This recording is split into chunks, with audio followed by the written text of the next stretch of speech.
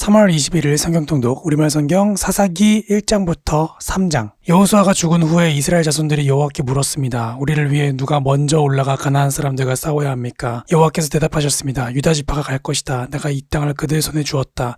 그때 유다 지파가 그 형제 시므온 지파에게 말했습니다. 우리와 함께 우리의 몫이 된 땅으로 올라가 가나안 사람들과 싸우자.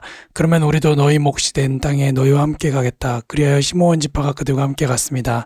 유다 지파가 올라가자 여호와께서는 가나안 사람들과 브리스 사람들을 그들 손에 넘겨주셨고 그들은 베색에서 1만 명을 무찔렀습니다. 그들은 베색에서 아도니 베색을 만나 그와 싸우고 가나안 사람들과 브리스 사람들을 무찔렀습니다. 아도니 베색이 도망쳤지만 그들은 쫓아가 그를 사로잡아서 그의 엄지손가락과 엄지발가락을 잘라버렸습니다. 그러자 아도니 베색이 말했습니다. 70명의 왕들이 그들의 엄지손가락과 엄지발가락을 잘린 채 내상 아래에서 부스러기를 주워 먹었는데 이젠 내가 한 그대로 하나님께서 내게 갚으시는구나. 그들은 그를 예루살렘으로 끌고 갔고 그는 거기에서 죽었습니다.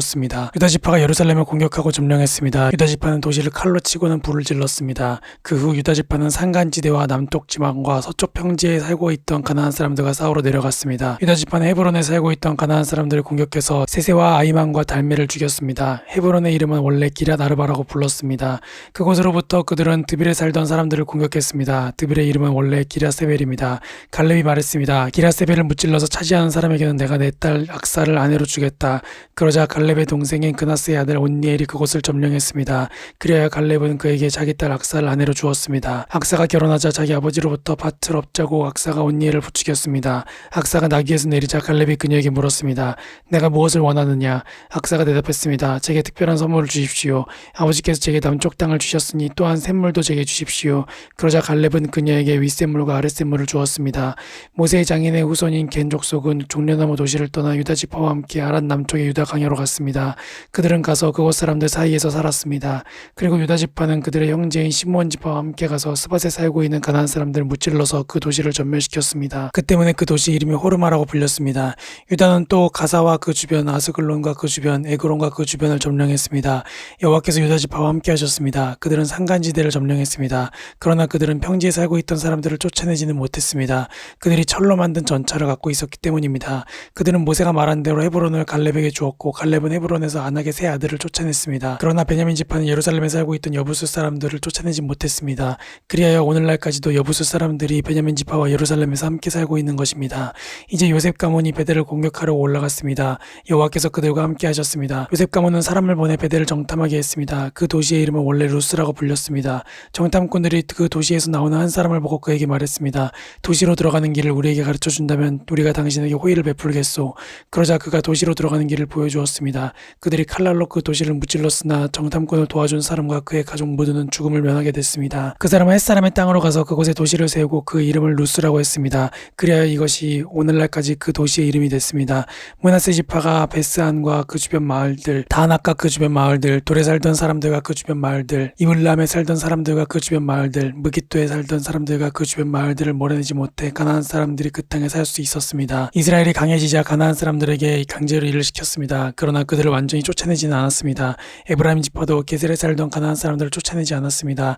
그리하여 가나안 사람들은 게셀에서 에브라임 지파 가운데 살았습니다. 스불론 지파도 기드론과 나알롤에 살던 가나안 사람들을 쫓아내지 않았습니다. 그리하여 가나안 사람들은 그들 가운데 남아 강제로 일을 해야 했습니다. 아셀 지파도 악고, 시돈, 알랍, 악십, 헬바, 아빅, 롭에 살던 사람들을 쫓아내지 않았습니다. 그리하여 아셀 사람들도 그 땅에 살던 가나안 사람들 가운데 살게 됐습니다. 이는 그들을 쫓아내지 않았기 때문입니다. 납달리 지파도 베세메스와 베다낫에 살던 사람들을 쫓아내지 않았습니다. 그리하여 납달리 지파도 그 땅에 살고 있던 가나안 사람들 가운데 함께 살았습니다. 베세메스와 베다낫에 살던 가나안 사람들은 강제로 일을 해야 했습니다.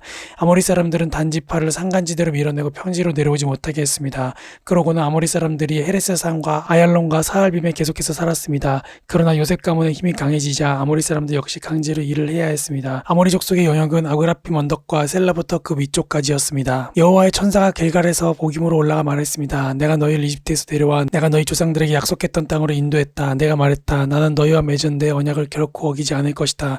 그러니 너희는 이 땅에 살고 있는 사람들과 언약을 맺지 말고 그들의 제단을 부수어할 것이다. 그러나 너희는 내 말에 순종하지 않았다. 너희가 어떻게 이럴 수가 있느냐. 그러므로 이제 내가 너희에게 말한다. 내가 너희 앞에서 그들을 쫓아내지 않을 것이다. 그들이 너희 옆구리에 가시가 될 것이요 그들의 신은 너희에게 덫이 될 것이다.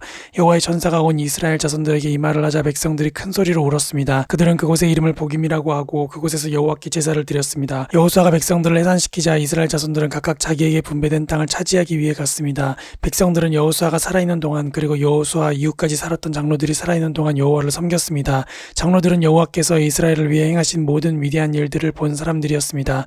그리고 여호와의 종 눈의 아들 여호수아는 110세의 나이로 죽었습니다.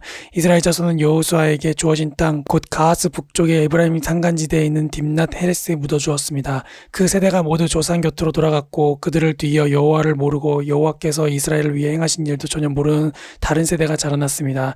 이스라엘 자손들은 여호와께서 보시기에 악한 일을 저질렀으며 바알 신들을 섬겼습니다. 그들은 자신들의 조상을 이집트 땅에서 이끌어내신 조상의 하나님 여호와를 버리고 그들 주변 민족들의 신들을 따르고 숭배해 여호와를 진노하게 했습니다. 그들은 여호와를 버리고 바알과 아스타롯을 섬겼습니다. 이스라엘에 대한 여호와의 진노는 더욱 커졌습니다. 여호와께서는 그들을 약탈한 침략자들의 손에 넘겨주셨습니다. 침략자들은 이스라엘을 약탈했고 여호와께서는 그들을 주변 원수들의 손에 팔아넘기셔서 더 이상 그들의 원수들을 당해낼 수 없게 됐습니다. 이스라엘이 싸우러 나갈 때면 여호와께서 그들에게 말씀하시고 맹세하신 대로 여호와의 손으로 그들에게 재앙을 내리셨습니다. 이로 인해 그들은 무척 괴로웠습니다. 그때 여호와께서 사사들을 세우셨습니다. 사사들은 그들을 침략자들의 손에서 구해냈습니다. 그러나 그들은 여전히 사사들에게 순종하지 않고 다른 신들에게 자기 자신을 팔고 숭배했습니다. 그들은 그들의 조상이 여호와의 명령을 지키며 걸어왔던 길에서 금세 돌아섰습니다. 그들은 그들의 조상들처럼 행하지 않았습니다.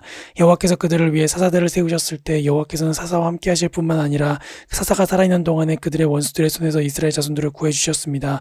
이는 그들을 억압하고 핍박하는 사람들 밑에서 신음하는 이스라엘 자손을 여호와께서 불쌍히 여기셨기 때문입니다. 그러나 사사가 죽으면 그들은 되돌아서서 그들의 조상보다 더욱 타락해 다른 신들을 따르고 섬기며 그들을 숭배했습니다. 그들은 나쁜 행실과 고집스러운 습관을 버리지 않았습니다. 그러므로 이스라엘에 대해서 여호와께서 진노하시며 말씀하셨습니다. 이 백성이 내가 그들의 조상과 맺었던 약속을 어기고 내 말에 귀를 기울이지 않았기 때문에 여호수아가 죽으면서 남겨놓은 민족들 가운데 어느 하나도 내가 더 이상 이스라엘로부터 몰아내지 않을 것이다. 내가 그 남은 민족을 이용해 이스라엘이 그들의 조상이 여호와의 길을 지켰던 것처럼 과연 그 길을 택해서 지킬 것인지 아닌지를 시험하고자 한다. 그래서 여호와께서는 그 민족들을 즉시 몰아내지 않고 살아남게 하셨으며 여호수아의 손에 그들을 넘겨주지 않으셨습니다. 이들은 모든 가나안 전쟁을 한 번도 경험하지 못한 모든 이스라엘 자손들을 시험하기 위해 여호와께서 남겨주신 민족들입니다.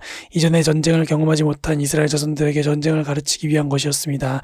이들은 블레셋의 5 군주들, 모든 가나안 사람들, 시돈 사람들, 그리고 바알 헤르몬 산에서부터 하맛 입구까지의 레바논 산맥에 살고 있던 히윗 사람들이었습니다.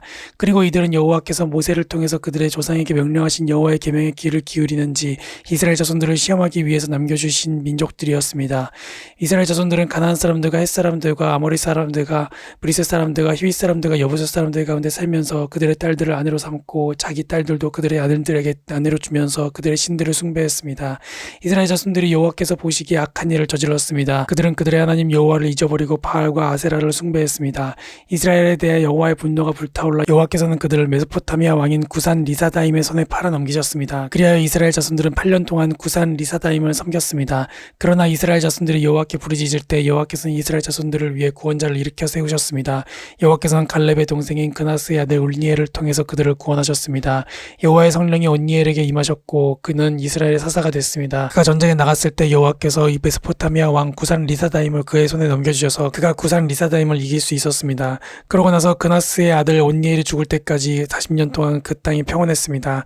이스라엘 자손들이 여호와께서 보시기에 또다시 악한 일을 저질렀습니다. 여호와께서 보시기에 그들이 악한 일을 저질렀기 때문에 여호와께서는 모압 왕 에글론을 강하게 해 이스라엘에 맞서게 하셨습니다. 에글론은 암몬과 아말렉 사람들을 모아서 이스라엘을 패배시키고 종려나무 성읍을 점령했습니다. 그리하여 이스라엘 자손들은 18년 동안 모압 왕 에글론을 섬겼습니다. 그러나 여호와께서는 이스라엘 자손들이 여호와께 부르짖을 때 베냐민 지파 게라의 아들인 왼손잡이 에웃을 그들의 구원자로 일으켜 세워주셨습니다. 이스라엘 자손들은 모압 왕 에글론에게 바칠 선물을 그를 통해 보냈습니다. 한편 에웃은 길이가 1규빗 정도 되는 양날을 가진 짧은 칼을 만들어 자기 옷 속 오른쪽 허벅지에 숨겼습니다. 그러고는 모압 왕 에글론에게 선물을 가져갔습니다. 에글론은 매우 뚱뚱한 사람이었습니다. 에웃은 선물을 바친 후에 그것을 운반한 사람들을 돌려보냈습니다.